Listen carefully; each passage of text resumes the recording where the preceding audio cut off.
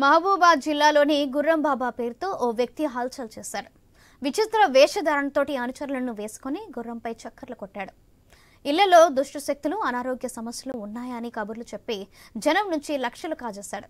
నర్సింహులపేట మండలం జయరాంపురం గ్రామంలోకి తొలుత ప్రవేశించిన గుర్రం బాబా దేశ గురువును అంటూ గ్రామ పెద్దలతో నమ్మబలికి ఒకే చోట బస చేశాడు. ఇక ఆదివారం అమావాస్య రోజు కీడు సోకిందని గ్రామస్తులను భయభ్రాంతులకు గురిచేశాడు. అనుమానం వచ్చిన యువకులు నిలదీయడంతో ఊరు వదిలి పరారయ్యాడు. కేసు నమోదు చేసిన పోలీసులు గుర్రం బాబా కోసం గాలిస్తున్నారు.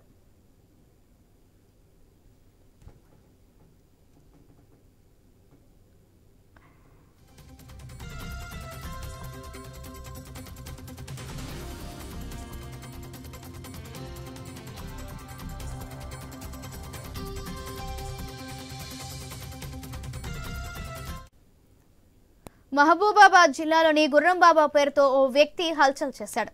విచిత్ర వేషధారణతో అనుచరులను వేసుకుని గుర్రంపై చక్కర్లు కొట్టేవాడు.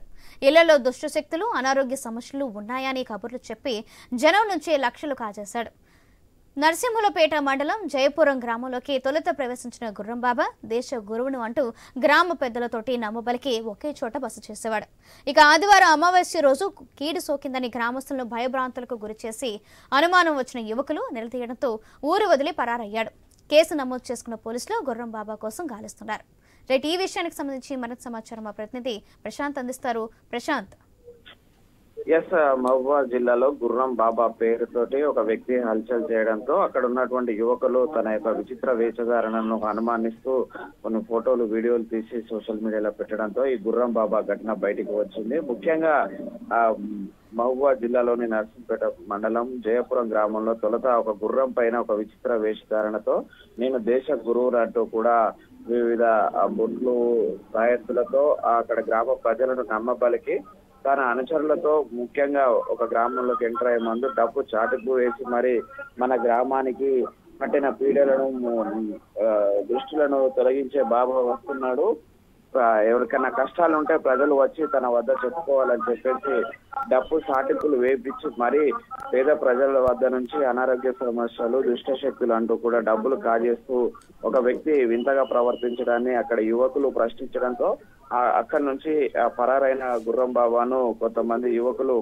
నిలదీసి తీయడంతో ఈ ఘటన బయటకు వచ్చింది. దీంతో అయితే అతను వెంటనే అతన్ని పట్టుకోవాలంటూ కూడా పోలీసులకు, అటు అధికారులకు ఆ జయపురం గ్రామస్తులు అదేవిధంగా యువకులు కంప్లైంట్ చేయడంతో ఈ గుర్రం బాబా వ్యవహారం బయటకు వచ్చింది.